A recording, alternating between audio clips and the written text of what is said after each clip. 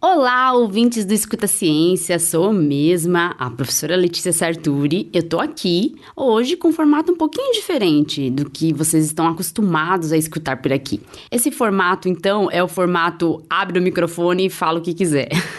Afinal, falar é minha especialidade, eu falo muito, falo o dia inteiro e ainda por cima sou professora. Na verdade, esse episódio é um episódio um pouco diferente para também a gente conseguir falar de alguns assuntos um pouco diferentes e também aleatórios. Então, nesse episódio, você vai acompanhar aqui eu comentando algumas notícias e, além de comentar algumas notícias, falando algumas coisas da experiência acadêmica e também da experiência como professora. Isso porque, pessoal, semana passada foi o Dia dos Professores e, devido à manifestação que a gente teve no dia 15 em prol da ciência, contra os cortes na ciência, o episódio, então, foi devidamente dedicado a essa manifestação. Afinal, a gente não pode permitir que cortem a ciência do Brasil, que acabem com a ciência brasileira. Então, por causa disso, hoje, então, eu posso fazer um pouco de homenagem ao Dia dos Professores, afinal, a gente não tem data específica para homenagear os professores. A gente pode homenagear eles todos os dias, porque, afinal, todos os dias aí os professores estão ralando para levar o conhecimento até seus alunos, para mudar a sociedade de alguma forma por meio da educação. Então, vamos lá. Microfones abertos e eu falando coisas aleatoriamente segundo as vozes da minha cabeça. Mentira! Esse programa é um episódio muito bem pensado. Imagina que eu sou sua professora, cheguei na sala de aula e a gente vai conversar primeiro sobre amenidades e depois a gente vai para uma aula muito bem dada, segundo os meus alunos que gostam da minha aula, né? Que bom, que sorte, enfim. Bom, pessoal, primeira coisa que a gente tem que comemorar e comemorar muito é que nós temos aqui no Brasil 50% da população totalmente vacinada. Atingimos esse percentual. Isso porque foi difícil a gente ter as vacinas disponíveis, foi difícil a gente convencer algumas pessoas de que as vacinas eram seguras e que as vacinas poderiam sim ser tomadas sem nenhum perigo e que elas iriam conferir a imunidade. Então essa luta que tivemos durante a pandemia e a vitória que estamos conquistando hoje é motivo de alegria para todos nós que estamos na ciência e para todos vocês também que usaram aí do poder de persuasão de vocês, procurando conhecimento, procurando informações para convencer os familiares, os amigos, de que sim, a gente tem que tomar vacina para a gente sair dessa situação de pandemia. Obrigada a vocês pelos esforços, está funcionando. O brasileiro gosta de tomar vacina, o brasileiro ficou feliz com a vacina e o brasileiro vai se vacinar e vai continuar se vacinando. Mas a gente também tem um problema aí nessa vacinação. Temos ainda pessoas que não estão vacinadas ou porque não querem tomar vacina, porque são convencidas por movimentos negacionistas, ou simplesmente porque esqueceram de tomar, ou porque não querem voltar para tomar a segunda dose por causa de efeitos colaterais. E aí a gente tem que falar para vocês têm que tomar para ficar totalmente protegidos. Pegar a doença não é motivo de proteção. A imunidade gerada pela doença, ela é muito variável. Então, uma pessoa que pega a doença leve, pode ser que tenha uma imunidade diferente daquela pessoa que pega a doença grave, aquela doença que fica na UTI, que o paciente fica na UTI. Por isso, pessoal, se vacinem. Mesmo que você tenha tido a doença, a imunidade que foi conferida pela doença talvez não te proteja de pegar de novo a infecção. E a reinfecção pode ser até mais grave que a primeira infecção. Se cuidem uns dos outros. Você também tem família, você também precisa cuidar dos seus. Pense nisso. A prova de que as vacinas são seguras é que a gente teve aí pelo mundo todo muita gente vacinada e poucos casos graves de reações adversas. Então, tome a vacina é segura, a vacina protege. Basta a gente olhar para os números. Por que está caindo o número de óbitos e também o número de casos novos da doença? Justamente pela vacinação. A vacinação salva vidas. Aqui no Brasil, a gente tem uma proporção grande da população já totalmente vacinada vacinada, e isso é motivo para comemorar. E esse também, lógico, é o motivo pelo qual a gente está vendo essa queda no número de casos da doença. Vacinem-se. Mesmo assim, tem gente aí que fica pelo Twitter e pelas outras redes sociais, jogando fake news, lançando dúvidas em cima das vacinas, e isso é muito triste, isso é desesperador. Pessoas aí que estão ligadas a partidos políticos, direta ou indiretamente, que fazem aí toda aquela cobertura, vamos dizer assim, jornalística de proteção ao presidente. Essas pessoas têm lutado diariamente contra as vacinas, mesmo vendo os resultados da vacinação.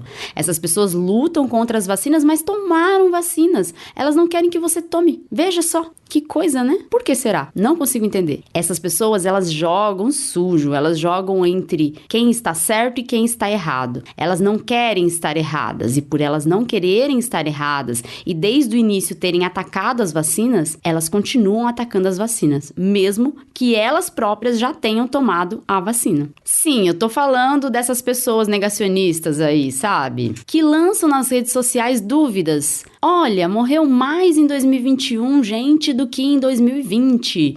E em 2021 a gente tem as vacinas. Então, se tá morrendo mais em 2021, são as vacinas que estão provocando a morte? Poxa vida! Da onde você tirou essa ideia mirabolante, colega? Da onde? Com certeza isso aí é do Instituto Tirei do Cu, ou do Instituto Vozes da Minha Cabeça. Esse tipo de informação mata. Isso não é informação, na verdade. Isso é desinformação. Não é liberdade de expressão. Afinal, você lançar dúvidas em cima das vacinas pode gerar um convencimento de que as vacinas são inseguras por pessoas que não buscam informação adequada, por pessoas que se informam somente nessas bolhas de desinformação. Por isso, é arriscado e esse tipo de informação nas redes sociais deve sim ser monitorado, deve sim ser controlado, regulado. Afinal, a desinformação mata. Poxa, por que será então que morreu mais gente em 2021 do que... Poxa, mas então, por que será que morreu mais gente em 2021 do que 2020? Gente, vamos olhar para o cenário completo, não para um recorte de dados. Aprendam isso. Quando vocês têm uma informação, vão lá e peguem toda a contextualização da informação, para que vocês não caiam também nessas bolhas de desinformação, né? 2020, a pandemia chegou no Brasil em março. A gente teve a primeira morte de Covid-19 dia 12 de março de 2020. Nós, bem ou mal, nós nos preparamos um pouco porque a gente iniciou uma quarentena em março. E isso pode sim ter diminuído aquela alta de casos que poderia ter caso a gente não tivesse nem um pouco preparado. Além disso, em 2020, a gente não tinha tantas medidas de restrição que estavam sendo furadas ou flexibilizadas. Em 2020, a gente estava um pouquinho mais em casa, né? Pelo menos as pessoas não saíam aí para bares, lotando bares, ficando todo mundo sem máscara em lugar fechado. Ai, que desespero quando eu vejo isso. Fico desesperada quando eu olho ali restaurantes aqui perto da minha casa, locais fechados, completamente fechados, lotados de gente toda sem máscara dentro. Gente, vocês não pensam, não, que se vocês forem num lugar fechado e tiver com várias outras pessoas sem máscara, vocês vão pegar Covid? Vocês podem pegar Covid? Eu não consigo entender a lógica do brasileiro que se cuidava e começa a ir em restaurante fechado, e começa a frequentar bar, e começa a sair por aí sem máscara. Eu não consigo entender. Sinceramente, isso não passa pela minha cabeça nem um pouco de ir em bar, em restaurante, até porque a pandemia ainda não acabou, né, gente? Enfim, mas em 2020, a gente tinha então um cenário um pouco mais otimista, porque as pessoas ainda tinham medo de sair de casa, ainda ficavam em casa. E, além disso, em 2020, a gente não tinha as variantes de preocupação avançando vertiginosamente. A gente teve no final de 2020 já o aparecimento de variantes, mas as variantes de preocupação tomaram lugar, predominaram em 2021. Aqui no Brasil, por exemplo, a variante Gama, o nosso orgulho nacional, só que não, a variante Gama surgiu no Brasil e começou a predominar aqui e em locais para os quais ela acabou viajando, né? Agora a gente tem um predomínio da Delta Delta, que em vários países fez um estrago. E por que aqui no Brasil não fez um estrago? Porque, de alguma forma, aqui no Brasil, a gente estava mais vacinado do que em outros países. Alguns países têm uma resistência grande de grupos negacionistas, grupos anti-vacina que estão a todo vapor mesmo, destruindo a vida das pessoas e conseguindo colocar na cabeça das pessoas que as vacinas não são seguras e que as vacinas vão matá-las. Esses grupos negacionistas e anti-vacina são grupos tão perigosos e às vezes a gente não consegue enxergar o quanto esses grupos podem ser nocivos para as pessoas que acabam tendo acesso às informações desses grupos. Veja só, hoje mesmo eu vi uma notícia no G1 sobre o caso de uma mulher que perdeu a mãe por causa do negacionismo. Como assim, né? Como assim? O negacionismo, gente, ele está ali nas redes sociais, ele está nos meios de comunicação, infelizmente, porque tem meio de comunicação que ainda dá voz a gente negacionista, e negacionista não tem que ter voz. Negacionismo mata. Pois então, essa filha estava contando a história da mãe que não se vacinou e que não se cuidava durante a pandemia justamente porque estava na bolha negacionista. Ela só via meio de comunicação negacionista, ela só tinha acesso nas redes sociais a postagens negacionistas e por conta disso, a mãe dela nem acreditava que existia a Covid-19.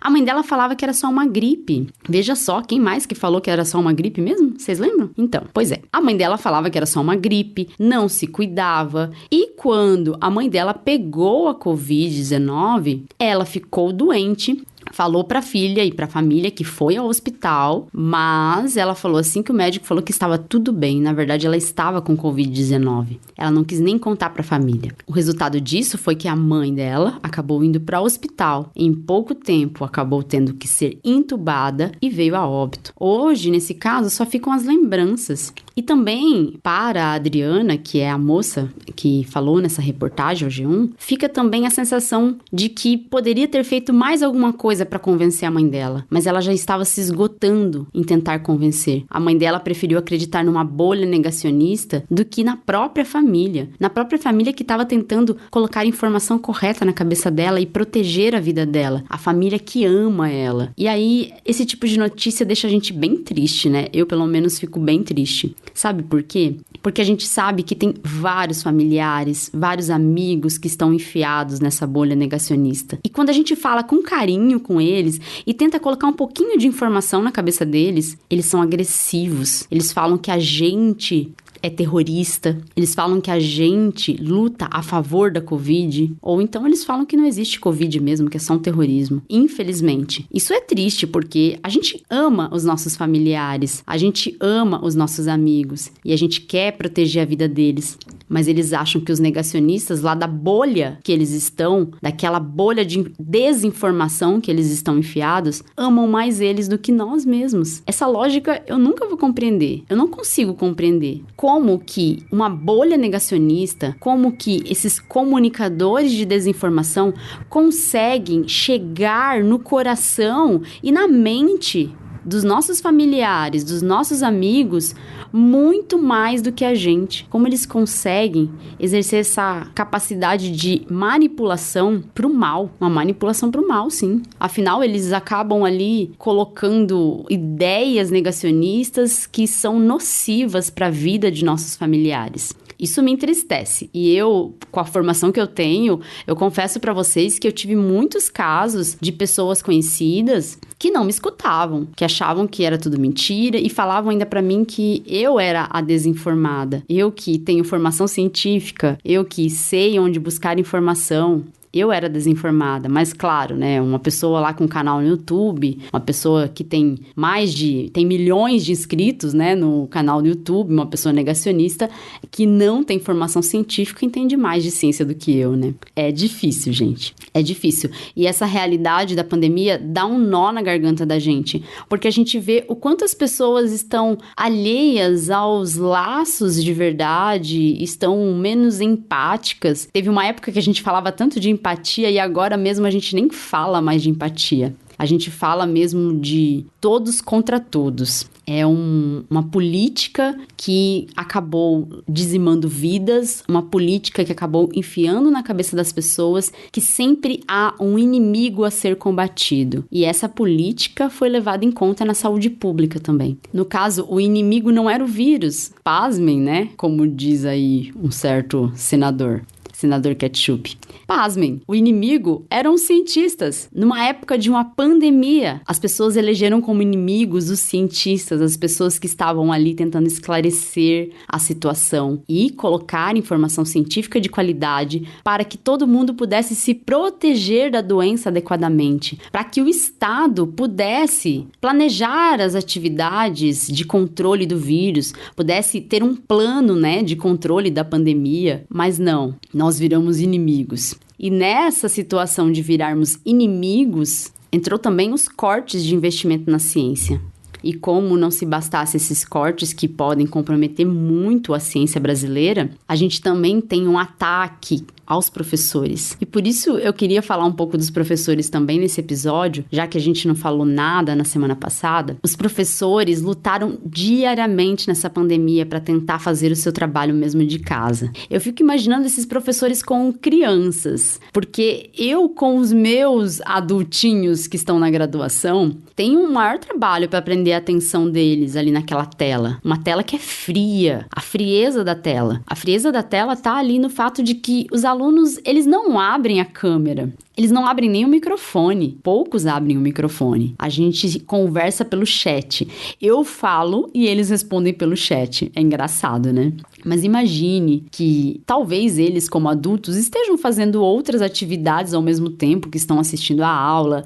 Mas será que essa geração de adultos que iniciou a graduação na quarentena está preparado para uma aula presencial, em sala de aula? Eu fico me perguntando. Eu, como professora, já até falei essa semana com os meus alunos na aula prática que eles têm que estar preparados para o retorno presencial. É inevitável, a gente vai retornar uma hora. E esse preparo é necessário. Afinal, no retorno presencial, na aula presencial, eles não vão ter depois aula gravada. Na aula presencial, eles não vão poder ficar no celular conversando com os contatinhos enquanto o professor fala. Na minha aula, pelo menos não. Quem já assistiu minha aula presencial sabe que esse tipo de coisa eu não aceito. Respeito ao professor. Respeito ao professor em primeiro lugar. Então, eu já estou preparando os meus alunos para esse retorno presencial. Só que, aqui no Brasil, não houve nenhum preparo para as crianças retornarem ao presencial. Simplesmente jogaram as crianças no presencial de volta, faltando poucos meses para acabar o ano letivo. Veja só, aqui em São Paulo, o Estado decidiu o retorno presencial obrigatório em 100%, o que obviamente é um absurdo, é um atentado contra a saúde pública, considerando que as crianças não estão vacinadas. Isso é muito triste, porque as crianças vão estar ali num ambiente geralmente com pouca ventilação, aglomeradas, sem um distanciamento mínimo, com máscaras que muitas vezes são largas para as crianças, ou máscaras inapropriadas, máscaras que são máscaras de pano. Essas crianças não vão estar protegidas. Aqui em São Paulo já tem aumentado o número de casos em crianças e elas não estão vacinadas. Aqui no Brasil, só para vocês terem uma noção, foi um dos países em que a gente mais teve óbitos de criança pela Covid-19. Mas isso é pouco divulgado, afinal o governo elegeu a informação como sua inimiga durante a pandemia. E os cientistas, que são os informadores, viraram também inimigos. Mas como eu quero falar bastante dos professores, eu vou contar para vocês também um ocorrido essa semana. Eu peguei um Uber, não peguei um Uber, né, mas peguei... É difícil falar peguei um Uber. Enfim, eu pedi um Uber pro Uber me levar até minha casa, porque eu estava trabalhando. É isso, não peguei um Uber na mão. Enfim, acho que vocês entenderam, né? Eu pedi um Uber para me levar até a minha casa. E aí, quando eu entrei no Uber, eu tava meio assim, xoxa naquele dia, tava um dia chuvoso. Eu não tava muito afim de conversar, falar bem a verdade. Mas eu sempre converso com os Uberes. os motoristas do Uber. Eu sempre converso com eles. Não sei, é um instinto natural de falar, desde criança sempre falando muito, enfim. Sempre converso com os Ubers.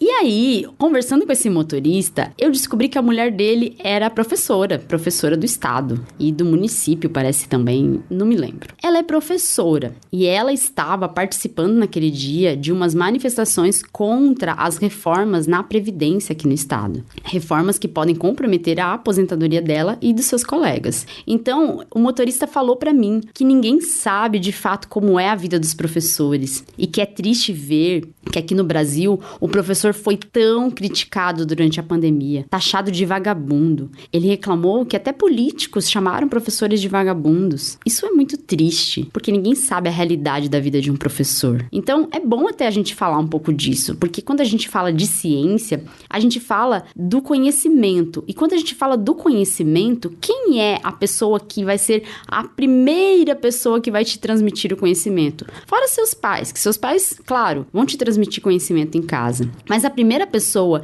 que vai, de alguma forma, transmitir conhecimento para você é o seu professor. O professor, ele é a primeira pessoa que te apresenta o mundo do conhecimento. Ele é a primeira pessoa que vai intermediar esse caminho teu em busca do conhecimento. Ele guia o seu caminho para buscar o conhecimento. Então, quando a gente fala de ciência, a gente também tem que pensar no professor, porque a gente pode ter certeza que os primeiros divulgadores científicos foram os professores. Eu lembro de uma professora no ensino médio que me incentivou a participar de uma feira de ciência junto com os meus colegas e a gente fez uma célula animal, dentro de um vidro de aquário redondo, sabe? Para parecer mais assim o formato de uma célula. E eu lembro que a gente fez loucuras para fazer essa célula. A gente foi atrás, olha só, no comércio da cidade em busca de patrocínio para fazer a célula. Sim, a gente foi atrás de patrocínio. É lógico, a gente era estudante, né? Os pais também não querem ficar gastando dinheiro com essas coisas. E aí a gente pediu patrocínio e conseguimos receber ali até alguns produtos que a gente ia usar para fazer a célula.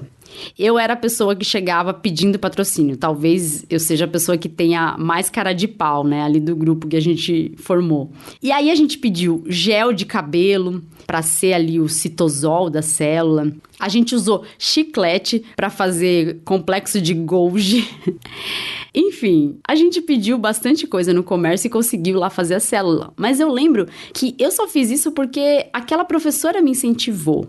A professora Melânia, eu me lembro do nome dela. Ela me incentivou. Ela tinha um jeito assim meio sério, meio carrancudo, mas ela era uma pessoa que incentivava assim a gente a buscar o conhecimento científico. E isso me admirava muito, porque a maioria dos professores que eu tinha não tinha tanto entusiasmo assim em apontar pra gente o caminho para buscar o conhecimento científico. E aí eu me lembro que a gente participou dessa feira de ciências e depois eu também participei de 2 prêmios, o Prêmio Jovem Cientista do Futuro, tanto no primeiro ano do ensino médio quanto no segundo ano do ensino médio. Eu fiz esse trabalho, ela corrigiu na época, eu lembro, e a gente enviou esse trabalho. Não ganhei, mas eu tenho certificados de participação, que foram muito úteis para eu entrar no programa de iniciação científica na universidade, pois eu entrei no primeiro ano, e no primeiro ano de faculdade você não tem nada para colocar no currículo. Enfim, mas eu tava falando do papel do professor. E aí dei esse exemplo pra vocês, esse parênteses enorme. O rapaz, então, o motorista do Uber, estava me contando, né, que a mulher dele, ela fez um trabalho muito bom com as crianças durante a pandemia. E ela lutava para conseguir manter lá a atividade das crianças, manter a atenção das crianças. E trabalhava em dobro, porque fora do horário de trabalho, ela tinha várias tarefas para fazer. Tinha atividade para colocar, para mandar para os alunos fazerem. E ainda por cima, eles são pais de gêmeos. E os gêmeos não estavam em creche. Afinal, estava tudo parado, todo mundo em casa. E ele trabalha de Uber. Então, ele tem que ficar fora de casa. Ou seja, foi uma luta para essa professora e mãe manter ali ali a atenção dos alunos, manter a educação dessas crianças e, ao mesmo tempo, cuidar dos seus próprios filhos. Isso é bem difícil. É uma barra muito complicada de carregar. Essa, sim, é uma barra muito pesada. E a vida do professor é exatamente essa mesmo. O professor, ele trabalha quando dá aula, ele trabalha antes de dar a aula, porque ele tem que preparar aquela aula, tem que estudar. Ele trabalha depois da aula, porque geralmente ele tem que lançar ali a frequência dos alunos, ele tem que corrigir trabalhos. E, além disso, o professor também trabalha para fazer algumas atividades, às vezes, um pouco administrativas. No meu caso, por exemplo, a reserva de laboratório para prática, garantir que tudo esteja certinho para a aula prática, ir atrás da quantidade de alunos que vai para a prática para a gente preparar tudo bonitinho. Nesse momento é isso. Mas, durante a pandemia, a gente também tinha as nossas tarefas de casa. E muitas vezes, com tantas tarefas que a gente tinha que cumprir por causa do trabalho, as tarefas de casa iam ficando um pouco negligenciadas. Pois é, esse motorista do Uber, ele percebeu, sim, o quanto a mulher dele trabalhou e o quanto os professores têm um papel importante nesse país. Ele até falou assim pra mim, e isso sempre me emociona quando eu escuto essas coisas, às vezes vindo de pessoas mais simples, de pessoas que às vezes não estão dentro do ambiente acadêmico ou dentro de um ambiente escolar. Mas ele falou uma frase que é muito comum, mas que a gente pouco escuta pessoas comuns falarem isso. Ele falou assim: mas você sabe por quê que esses políticos todos lutam sempre contra os professores? Porque eles têm medo da população ter conhecimento. Eles têm medo da população informada, eles têm medo da população que é libertada pela educação. Sim, eu acredito nisso. Paulo Freire também acredita nisso. Há um medo da população que é informada. Por isso, cabe sim a muitos políticos tentarem manter o povo sob domínio, usar a ignorância como ferramenta de dominação. Isso é bem triste, e a gente viu isso muito na pandemia. Tanto que a máquina de fake news bombou na pandemia. E até hoje tá bombando. Mesmo que essa máquina de fake news esteja aí perdendo, porque nós, comunicadores da área da ciência, nós que somos professores, temos lutado diariamente para tentar informar adequadamente, essa máquina de fake news não para. E ela tende a ser cada vez pior. Tende, sim, a ser cada vez pior. De qualquer forma, assim, ouvir esse depoimento de um marido de uma professora reconhecendo o valor da profissão no dia a dia e vendo a importância dessa profissão para o país, isso me deixa muito feliz, porque isso faz a gente ver sentido na profissão que a gente escolhe para a vida. Tem que ter sentido, senão a vida fica vazia. Apesar de ser tão difícil ser professora, num país que não valoriza os professores adequadamente, a gente segue na luta. A gente tenta continuar fazendo a diferença Brasil afora. Temos professores brilhantes nos rincões do país, professores que dão a vida mesmo pelo amor à educação. Esses professores, eles têm que ser valorizados. É por meio deles que você adquiriu seus primeiros conhecimentos científicos. Imagina só, hoje você escuta esse podcast porque você foi incentivado de alguma forma por um professor a buscar conhecimento científico. Um dia, alguém te incentivou a isso. E isso me deixa muito feliz, porque eu também sou professora, né? Olha só, eu tô até com os olhos marejados falando isso. Eu sou sensível mesmo quando eu falo da minha profissão, porque eu enxergo na minha profissão um papel muito importante na sociedade. Eu fico triste da minha profissão não ser valorizada, eu fico triste quando eu fico muito cansada porque a carga de trabalho é muito grande e o salário não é alto. Eu fico bem triste.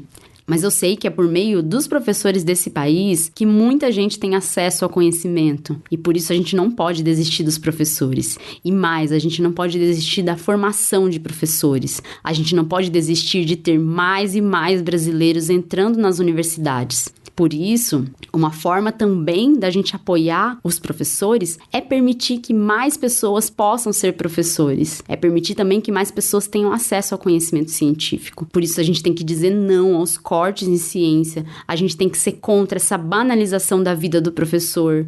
colocando lotação de 100% em sala de aula com crianças não vacinadas. A gente tem que ser contra a precarização da profissão. Afinal, os professores lutam muito, os professores trabalham muito, trabalham diariamente pela educação e eles têm que ser compensados por tanto trabalho, por tanta dedicação. Eu finalizo aqui então dizendo para vocês: valorizem os professores, valorizem a ciência brasileira, não caiam em bolhas de desinformação, busquem conhecimento científico. Os divulgadores científicos são os professores aí que estão atuando para tentar levar a informação científica até você.